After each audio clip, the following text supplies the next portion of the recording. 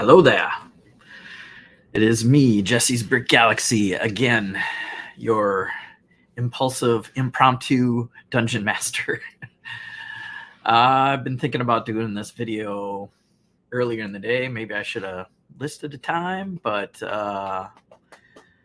it's more of a replay gang thing. So I'm going to talk off the cuff about dungeon mastering. I'm going to take you behind the DM screen, list some props for beginner dungeon masters, myself included. I've been playing for a little over a year, so by no means an expert. So I'm hoping to inspire and promote the game in the LEGO community. So people watching this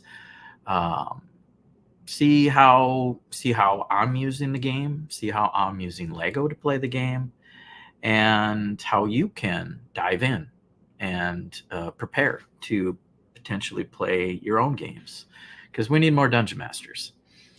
So I don't care. You can go watch some other dungeon master videos. This is my version. I host a show, Critical Bricks, every Friday night-ish with some friends in the AFALs, LEGO fans. And we have a lot of fun. I'm more game mechanics than role play, so this is going to be kind of heavy game mechanic, dungeon master tracking, scoring, if you will, battle techniques, and LEGO props. And I've got a little ticket for that. I should put that up. I'm a beginner. Welcome. I did one other video and it went off pretty well. There's a lot of hype around the new Dungeons and Dragons set, the Red Dragon's Tail Adventure, included with the D&D LEGO Ideas set. So you can get that. You can get the adventure. You can get a free dice holder, but you're going to have to start investing in dice and other props. And I'm here to help give some tips and just go through my run through, show my notes, actually show behind the screen. So spoiler free, I would say, to players that play, this is how I take notes, and by all means use your own methods to the madness that is this game called Dungeons and Dragons. And without further ado, let's get into some LEGO props and LEGO minifigs and LEGO arenas that are possible using what you have. If you are already a LEGO fan, or maybe the set prompted you to buy the set and play the game, that's great. I've got minifigs starting off. As you saw in the video, some of the player characters can be created with minifigs. Here's an adaptation of the dwarf into the rogue from the set. Here is a wizard, but it's the gnome instead. So we made short legs, and as you can see, I'm putting these characters on a base, so you can custom make your minifig. Here is an orc rogue, and as you can see, it's 4x4 rounded plate holding the player, so that when you put it down, even like on top of a wall like that, it was and didn't fall over right away. So you might knock things over, but with this, you're not ruining the clutch power in the minifig legs and moving things around real quick and easy. So I promote that. And last but not least, we have a cleric here. This is an elf cleric we used in the session. I played 2 rounds of the Red Dragon Tail on my channel, Critical Bricks, and we had a lot of fun. So A team and B team did a couple of different things. You know, the dice, a big prop you need some dice to play the game. So I suggest you go out and buy a set of 7.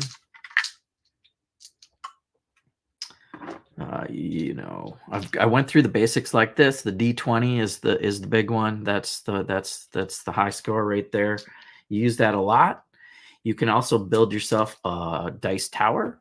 So again, behind the DM screen here at my desk, I've got some props here to show. You'd probably have this on the other side of the screen with the players, but my arena and some props and my dice tower over here made of Lego. So again, if you're a Lego mocker and you like building things, you can build a dice tower, have an input here and some ramps going this way and this way and that way, and then they shoot out the bottom ramp here. There goes all my dice, getting a bunch of rolls. So dice towers are fun to make. It's a good prop. The other thing that's good is brick built bad guys. We've got an owl bear for an example from the game, and that cute little owl bear. Lego doesn't mold, like some of the Jurassic Park dinosaurs would work good for monsters, or the red dragon Cinderhowl from the D&D set is a pretty good one. And you can brick build your monsters. I'm kind of skipping around here. You want some brick built bigger bad guys, and you want some armies of normal like Chima guys or soldiers ready in a little thing. So if you want to encounter some crazy mutant elephant dudes or ice bears out in your game, you can have those standing by. Ninjago, Chima, Monkey Kid, castle stuff, Lord of the Rings, of course, all good themes to get your minifigs in order. Use the collection you already have. That's what I'm doing. I'm repurposing my Lego into a new hobby, D&D. So I see you out there, Zizu. Zizu's checking in on the chat, saying hi to Dude Jude. I don't know where Dude Jude is, but Dude Jude must be lurking. And we are going through a few things. We're going to go fast here, hopefully, and do another hour segment. I had a how to play the adventure and some of the things like using D&D Beyond to create your character. This is going to be more of the DM's tool and more of a paper and pencil note-taking thing. So I'll show you my notes in a few minutes here. So we have player characters, and then we have non-player characters, which are the NPCs that can interact with the players in the game. Jade scales I don't have available, but I used Sally last night to be like a Frankenstein kind of Bride of Frankenstein thing. So you want some of these prepared also, and they could just be a normal monk-looking character, priestly guy, or an abbot. This was actually like interacting with the characters last night, and some other characters. We played Curse of Strahd actually, and this is what I'm using for Curse of Strahd through the Monster Fighter theme, I believe. And then I had another Frankenstein. So we had a crazy time playing Curse of Strahd and using Lego to DM, game master the game has been a lot of fun for my players and myself. It is a bit of work.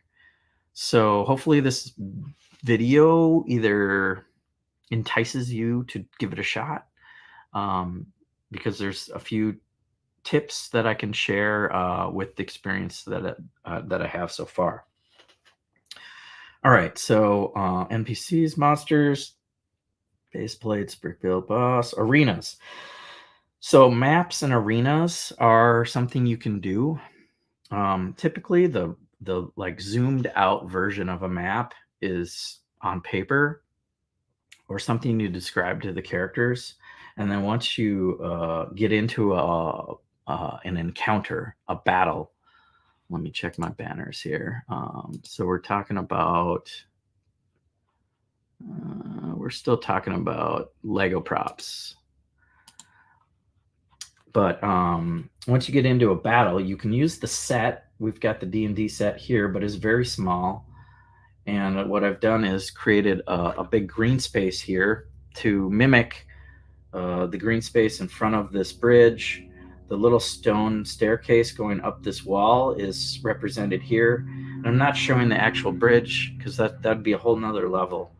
In a lot of the battle arenas, you have to limit what you're building and not make the walls so you can get in there and move the characters around and cast spells and do different things.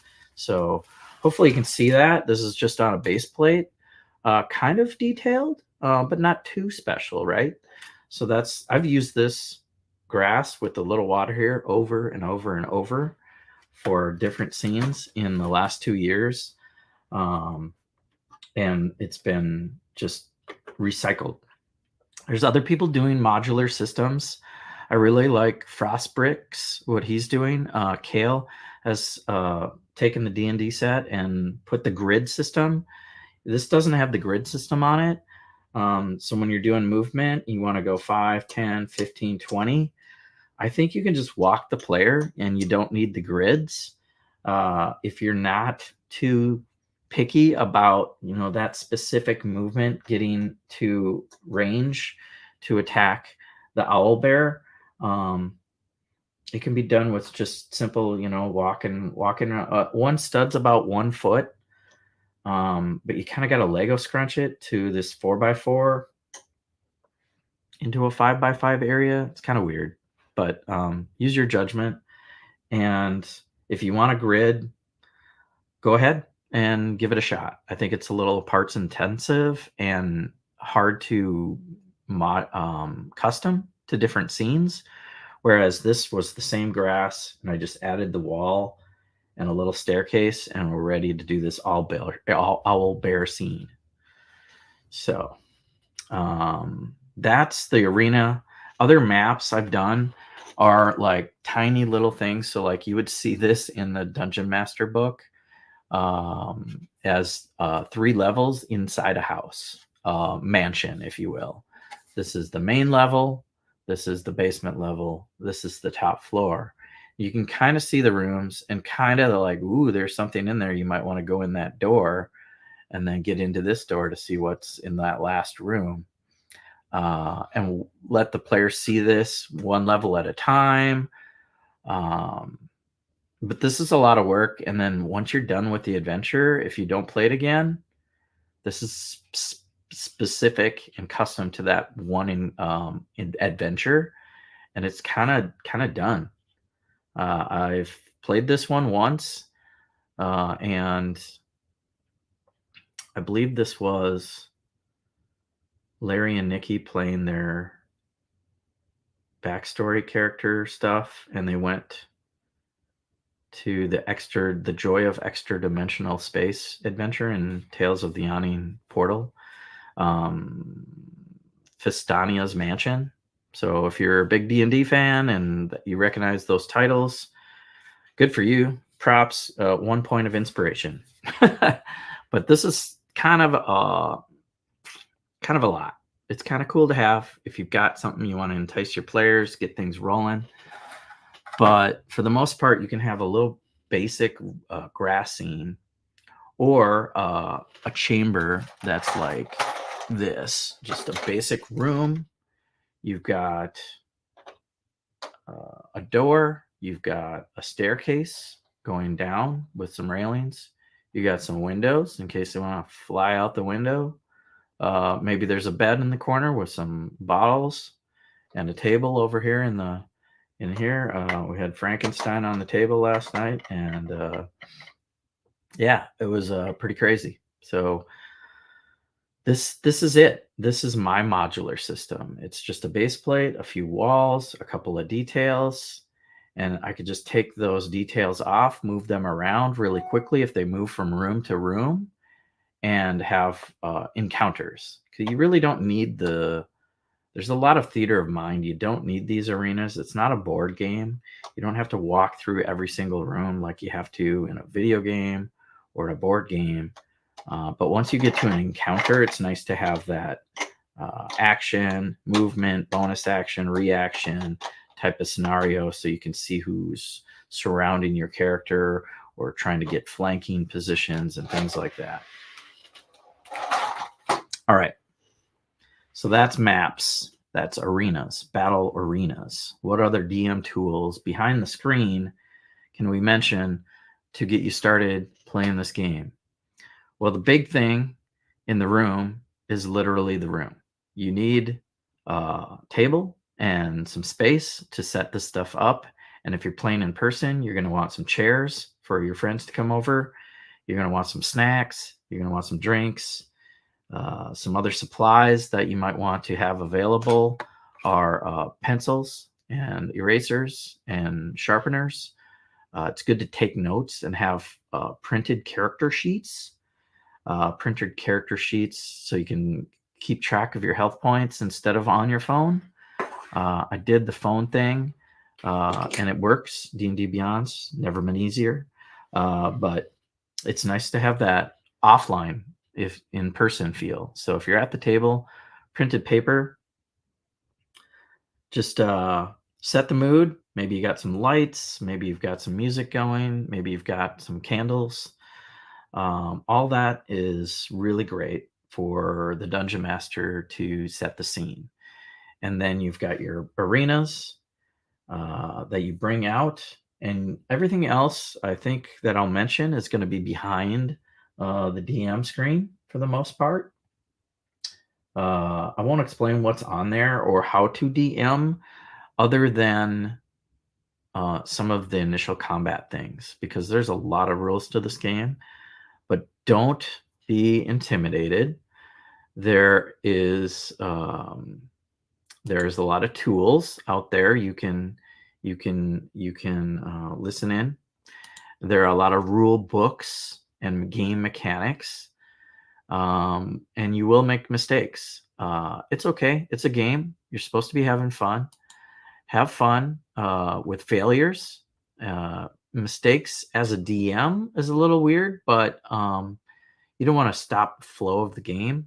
You want to keep things rolling. So if you got to look up a rule, look up a spell, that's okay. It should be all at your fingertips with some of the online accessories these days, or your prep ahead of time. You will want to prep ahead of time, learn your players, learn their spells, learn their feats, help them out. And referee the game to the best of your ability, and have fun. It's about having fun. It's a game, and here to help you understand how a DM can get ready for a session. So other than those, I did mention a notebook. You'll want those. You want to take notes. You'll want to journal some of the events. You'll want to write down names and dates and locations that you go to. Maybe you play weekly. Maybe you play monthly. If it's monthly, you'll want to jog your memory and have recap sessions.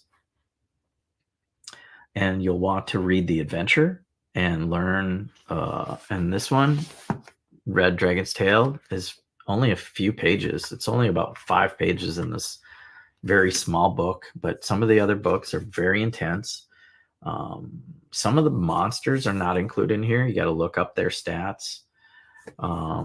If you prep that ahead of time and maybe have some other Lego props. So back to Lego, I like to have like Lego fire standing by. The wizard casts fireball and you can just pour it right on the field. It's on fire. And then maybe the cleric's like, that doesn't look good. Let's have some cone of cold. And you got some icy things. Pour that out. Have some fun with the props. The conditions and fire and ice. There's other things like darkness and charming people and stuff, or poisoning conditions that you could keep track of with little icons on the base plate. That's what's good about Lego, is you can just kind of pick parts off and add things in there. And yeah, that's what we're doing. We've got Panda checking in and Pat. Hey, chat. the Panda chat. Hey, how's it going? Yep, Zizou's here, and this is kind of impulsive, so if I get some live chatters, I'll say hi. Hi back to you. Go ahead and ask a question if you have any questions. I hope some of you are Dungeon Masters or Dungeon Masters to be after this video. I got a few banners. We're going to talk about real quickly the whole setup of a session. You know, you've got your room, you got your friends coming over, you got your snacks. You should have a session 0. Session 0 is where you create your characters and decide who's going to be who, what their backstory is, what the setting is like. The DM can describe the like a little preview of the setting of whether it's Curse of Strahd or just high fantasy and Forgotten Realms, or more sci-fi, or Greyhawk, where there's less magic or no dragonborn. There's quite a few rules out there, and yeah,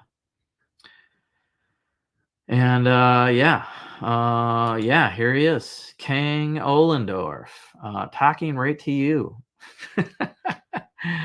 You want to be a DM, I know it, and I'm going to show you on pen and paper what I do behind the DM screen. So pay attention here. In a few moments, we'll do battle tracking, battle scoring. And once you have that, you'll have all the tools you need. I know it's kind of a lot when you get the adventure. You think you can just jump right in. That's true. I mentioned this before. The Dungeon Master Guide has a lot of world building things in here. It's not completely important, but I would say the player's guide, the player's handbook, will be important, because you want to referee the players to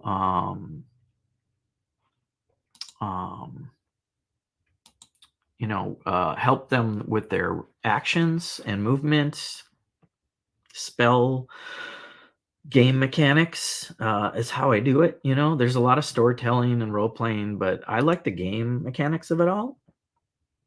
So going to expand on that, and I'll give Wizards of the Coast a shout out that I know this is the 5e 5th edition player's handbook, and later this year, I believe September, a new player's handbook is coming out. It's going to have a combination of things in it. It'll probably be twice this size, but well worth the investment, because I have this, and basically it'll have a lot of Tasha's Cauldron of like expanded player character classes and races, and it'll also have stuff from Xanathar's Guide. So like, I'm guessing these 3 books in one will be the new player's handbook, and that's coming out later this year, and should be a lot of fun. I'll probably get it because it'll be a new tool. There will be new things in there. You got the book, but hasn't opened it yet. You're busy with life. All right. Well, do your life, and hopefully you get to D&D. Maybe it's 6th edition. Maybe it's 1 D&D. Maybe it's 5e.1. I don't know. We'll learn soon when they completely announce it. Really soon. I mean, it's coming out. I saw some hype shows for it with Chris Perkins and Jeremy Crawford getting interviewed. So Again, session 0, get your role play figured out, get your backstory figured out, and if you're not doing voices, you can still throw some flavor in there. I really like it when Mel Brown was playing with us, and he's playing a turtle, basically Teenage Mutant Ninja Turtle. He's throwing some backflips and some cowabungas into his real basic, just swinging a sword, but he's doing it with flavor. So you can just add some spice to how it looks when you just ask your players as a DM, how does it look when you do this backflip, especially if they hit critically or take out the monster. You want to say, how do you want to do this? How does that look when you have that critical hit? What is your spirit guardian spell look like? What does your spell look like when you cast this spell? What kind of things, if they're not engaging too much in the role play, you can ask them, and it usually opens it up, and that's how you both learn to keep things creative. So let's move on, because I want to get to this note-taking thing and wrap it up in less than an hour. This might be a half-hour show. I don't know that I can do it in 2 more minutes, but I talked about playing the game and scoring and taking notes. So I'm going to show this to the screen. I think we're ready to roll initiative. So basically, the initiative here is the first thing you do. You roll for that number, the characters, your cleric, your wizard, your fighter, your rogue. You might want to write down their stats. So the other stat that you can list is the armor class. Armor class is abbreviated AC, and hit points HP. You want to track their hit points as they lose hit points to damage. And so you can prep a session by writing down their hit points, writing down their armor class, and then when they roll initiative, you can say, okay, who got, what did you get, cleric? 17. Okay. What did you get, wizard? 12. Okay. What did you get, fighter? 15.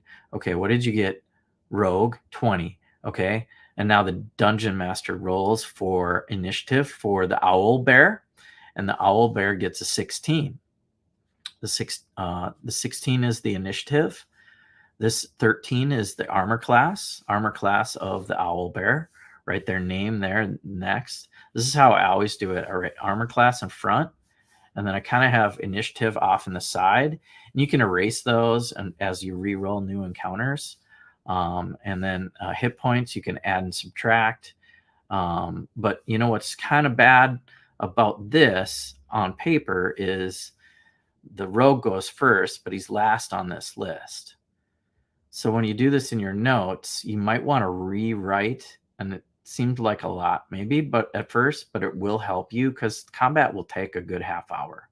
And once you have this rewritten, here is that same list of characters. The rogue goes first with the 20. The cleric goes next with the 17. And then the owl bear got a 16, so the owl bear's next. And then how I keep track of turns is right here. I'll write a turn column. These are all columns that I use on paper. And the next thing is like a turn counter. So if the rogue attacks and does 10 damage, you could write minus 10. So 59 hit points minus 10 equals 49. Then the cleric takes a turn and hits with a mace and takes its turn. And he or she does 4 points of damage. 49 to minus 4 is 45 hit points. So you keep track of the monster's hit points there and the turn order. And then the owl bear goes next. So I'll get my paper and pencil out here, and I'll let I'll put a check mark next to the owl bear, and I'll roll the dice. The owl bear gets 13 plus 5 or plus 2 or whatever to attack. Rah, rah, rah. And whoever's closest on the field of battle is probably who the owl bear is going to attack. So it's not like a big decision. You have your order right here decided by the dice. The owl bear attacks. You have a list of what bite or slash. And then the person closest or the person drawing the owl bear's attention is what, you as a referee can have fun playing that situation out. So we got a couple more people checking in. We got Mike J. Man, it's good to see you in the chat. I know you're a D&D fan. We are a labor of love. Yeah, it's quite a bit. But I'm trying to inspire people like, oh, that's it. Look at this is what I do. That's pretty easy math. Like, does it really seem like a lot to write these down and then rewrite it down just so you can keep track of the order on paper? You can also use tools like pencils, pieces of paper or paper clips with the characters' names written on them to show people what the order of turn is. And that was my big reveal. This is what the DM is writing down. The owl bear does damage. So if we continue there just a little bit, you roll damage on the owl bear. And I usually let the players track their own hit points. But if you want to track some of their hit points on here, by all means. I usually don't. I just trust them to do their own thing. What if, okay, here's a good question. What if both adventurers got the same initiative number? So yeah, that's not too much of a trouble. The rogue and the cleric, let's say they both got a 20. You usually go by dexterity, whatever the dexterity stat of both characters is. And a rogue was probably faster. Dexterity is kind of speed. So whoever has the higher dexterity goes first. And if that's your homebrew rule and you set that up right away, everybody understands it and you're off and running. If you don't want to look that up or play more looser, you can have a roll off. You tied, re-roll the dice. You guys still go first because you both got 20s, but you re-roll the dice to see who goes next, what order out of the two of them. Just put whatever. Yeah, it doesn't matter. It kind of matters. I'm kind of stickler on game mechanics. There are rules. We are having fun with the game, but if somebody's like, I wanted to go first, but if the dice don't allow, if they get a low roll on dice, that's why let the dice decide. So the easiest thing to do is to let the dice decide. Another thing that could happen is a wizard could cast fireball or something, and basically the enemy or friends have a choice to avoid that and would roll a dexterity save. Again, speed, like how can they dodge out of the way of this spell, this fireball? And instead of the wizard rolling an attack roll, the target gets to roll a dexterity saving throw. So another thing to track is saving throws or ability checks, and it's all roll a d20, roll that 20-sided dice, add your modifier, and then the dungeon master decides what the difficulty level is of that. It's usually like 10 or 15, to get out of the way of something. So if you need a 15 on the dice, you roll the dice, add your modifier. I get a 5 plus 1 or minus 1. You fail. Sorry, you take full damage. And that's how the cookie crumbles. That's what I wanted to get into, unless you guys got any more questions. I really just wanted to show behind the scenes of the DM notes. I mean, this is literally my notebook from past adventures. It won't make as much sense as the nicely written out one. This is me versus Mel in the championship of the realms and tracking damage and healing. We had a fun championship game when he was in town the other weekend. And then like this one's got zombies and vampires, but then also like some notes like, oh, they teleport to the coffin maker. Okay, that's important. They light the beacon of hope. That's important. And then somebody else teleported somewhere else. And that's how we ended an adventure a while ago.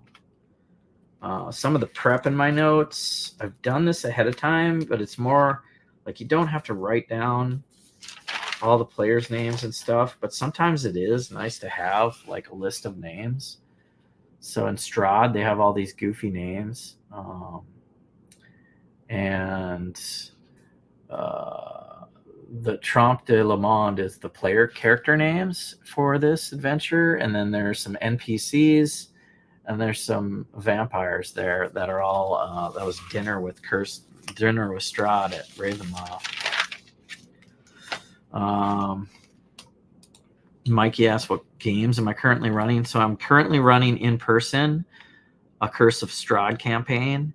We're getting towards the end. They have 3 of the 4 things they need to fight the big bad guy.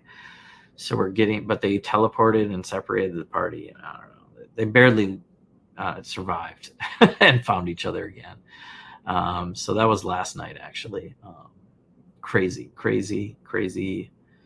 mishaps and luck of the dice again. I thought I was going to have a player killed, but luck of the dice didn't happen. And they get back together. All right. So that's my notes. I really wanted to show this. I hope you guys get a lot out of that. Take a screenshot of that. That's real, one half a turn here of just some, and then you go down top of the order and have a second turn. And that's how I do it. I don't know how everybody else is doing it, but I've never seen another video like of the DM showing his notes. You can do this on a computer, but somehow you have to track this stuff. I think I prefer playing as a dungeon master. I do like to play. I just don't get an opportunity to because I've already stepped up to be the DM. But it is nice to be a player and not know what's coming. And as a DM, I feel over prepared as a player because I definitely know what my player can and cannot do. So I just have to absorb the circumstances and situations. KO, I might want to be a DM in new place you're moving. Need time to learn. So I practiced for nearly a year straight. KO. I found on Dungeon Masters Guild or Drive Through DM a downloadable PDF that was called the Solo Adventurer Toolkit. Solo Adventurer Toolkit. SALT. SAT. I don't know. I thought is there an L? Anyway. So that gave me random encounters, and I just put I made 2 player characters and I DM myself, and I went through the door and encountered some random thing and then acted as the player and just straight combat, no tricky strategy, no, just learn the rules, right? And that helped me a lot. I basically, you can learn with friends, but if you don't have that right at your hands, you're too intimidated to try it with people. You can solo adventure. There are solo adventure toolkits out there, and that's how I learned the game, and then became a dungeon master. Okay, I think I know the rules, so I can be the rule referee and Game Master. Mike J says, currently running first homebrew. Wow. Ran a couple modulars, but are you digging into homebrew, borrowing from? Yes, that's cool. That's awesome. I'm not quite there yet, actually. I don't even want my players to multi-class because it's too confusing. I want to run a module, have my go-to. I'll throw twists and turns in there, and I not do one straight module. Like when I last year's Critical Bricks, we did Tales from the Yawning Portal Adventures, and then we did some of Candlekeep Mysteries, and then a couple of one-shots from some third-party content, and then ended with the Death Vault. So good luck with that. It's kind of homebrewing, I think, then, but not world building. So I wonder, are you world building like a weird setting, like all the cities and everything?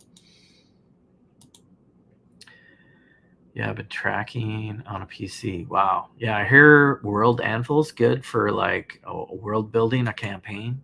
That's cool. Cannot write, so PC is the only way for me to take notes. Oh, okay. Well, type it in. You really only have to track hit points. You don't have to write down armor class. I have a better time tracking whether that is successful or fails by having their name and their armor class and their hit points all together. And you really only need it for that. Like, you only need the owlbear. You don't need all the player stuff to have the players track their own stuff. Mike J says, I've been keeping my notes on a PC right now and enjoying that. Still need some kind of scratch pad. That's crazy. Will do if they interest. Yeah, find some people to play. That is the hardest part. That's like, I'd love to be a player, and I know there's like, you can pay dungeon masters to like be like for a session, but I don't want to do that. There's a bunch of you just got to find some people. I think it's going to be more popular this year as ever because of the Lego D&D sets and the CMF line coming out. That's crazy. Became a D. Yep. Only a player once and already ran that module Oh, that sucks. Was that the Amberlaya and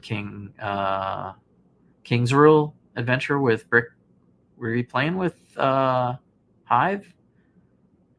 Or that was with KO, right? KO and Amberlaya. You seen Mikey's D&D episode yet? I'll have to look. I think I've seen. I'll have to see. I know people are breaking down. Is it breaking down the set or just talking about Lego and D&D? I hope. I'll check it out. Wow, props, world building. Yep, that's a whole nother level. Not going to get into that here. This is just like the low level beginner. Let me get my banner right. Beginner D&D. I've only been like playing over a year now. Before that, for a year straight, I taught myself to play. And yeah, that was the Lost Mines of Fendover. Yeah, Mikey J said. Yeah, I was watching you guys play, and it didn't seem like you were metagaming, like you knew what, like, we should go this way. Oh, man. I worry about that as a player now, I guess, because I own a bunch of content, and I read through. So I played with King's Rule and Amberlaya and Brick Hive and KO, and we did. He did a twist, but it was the Shadow of the Dragon Queen, and I have it, but I'm purposely not reading it because we were playing it. So, but that's crazy if you DM, like, yeah, once you DM a session, that's like in your brain. but a lot of randomness is up to the dice rolls. So I think you can get some repetitive adventures even out of this D&D set. Have you guys played this one yet, Mikey J? Um, have you guys played this? I'm sure this is a fun one to run. It's quick. You can do it in 1, maybe 2 sessions, and just mix the players around and try to have more fun with the D&D set. Still learning. Good. Glad you're tuning in. Thanks, guys. Yeah, that was your first time. Okay. Yeah, whatever you plan out, the players will go the opposite direction. So I guess the other last piece of advice DMs always give out is don't overplan. You can't railroad them to do what you want to do. They're gonna take a left turn when you're planning right. That's why I have these maps, real basic. They go right instead of left. I'll change the scene, move some trees around, move in a dungeon, move the bed, move the door real quick, have a little battle, and we're off and running.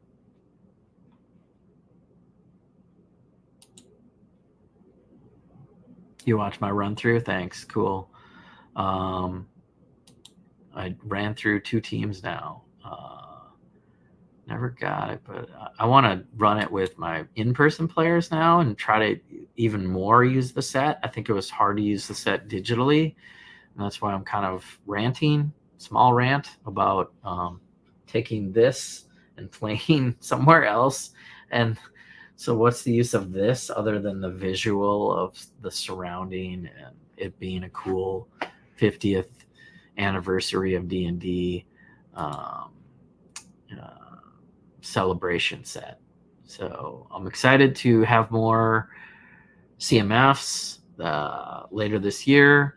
I'm excited to play more. Hopefully there's more opportunities to play with you guys, KO and Mikey J. That would be fun. I'm going to try to open up guest slots, but I'm also trying to do less people. So that's kind of counterproductive. Started doing the critical bricks with 6, 7, 8 people invited. 7 showed up. And it was usually 6 at a time, and it's just way too much. So if there's any more advice, it's like play with 3 to 4 people, and that's it. 3 to 4 people, that's it, and it works really well. Last night we had 3 people out of the 5, and we had fun. We just did a little twist and turn. They had separated paths anyway, so we just figured it out. Mike J says Lego and D&D go together like peanut butter and jelly sandwiches. Oh, you were out. You watched the official Lego? Yeah, that was cool to see. Anjay and Ginny D and I forget the other guy's name, and the Lego creators and the idea creators play the game, play the actual set. Now you got to think the Lego designers, they knew the adventure. Maybe they hadn't seen everything, but they worked hand in hand with these guys to make that set. And it still looked like they had fun playing the thing. So yeah, more than 4 players is not good. You have to wait your turn as a player. You have to wait your turn even just to get everybody a spotlight. It's not great unless you've been playing for a very long time and know how to take turns and share the spotlight. I think if you have a really tight group of friends that have been playing for a long time, you can expand the group. So my plan is to, moving forward, do D&D with groups of 4, maybe 5, maybe have a 5th special guest here and there, and keep running Critical Bricks Friday nights. We were off playing in person here and had a lot of fun. So that's when I'm not online. But I was inspired from the game to like, you know what? I should post a video about what my notebook looks like, because I've never seen anyone show this notebook. This is what I'm doing behind the DM screen. And that's about it. You know, how many hit points does the owl bear have left before he's going to die? Or, of course, you don't have to fight the owl bear. You could persuade it to be friends. You could intimidate it to run away. You could run away yourself. You don't have to have fight to the death scenarios in every encounter. And I think that's like what you should do as a player 50% of the time. Maybe take them out, but the other 50% of the time you can find alternative ways than to fighting. All right. That's what I got. I think I hit all my beats. Promoted some stuff. Go check out my friends that were in the chat. Mikey J, King Ollendorf, Zizu, and Dujude, maybe. Jeff Snively, were you here? I thought I just saw his name. Panda was here. Zizu, and everybody in the replay gang. Check out the Dungeon Dudes. They're like the pros. They've got content being published by D&D Beyond. The Dungeon Dudes and Jenny D are probably the top two if you want to learn mechanics. And if you want to learn about D&D news, my favorite podcast is Ghostfire Gaming. Ghostfire Gaming with Ben and Sean, Merwin, and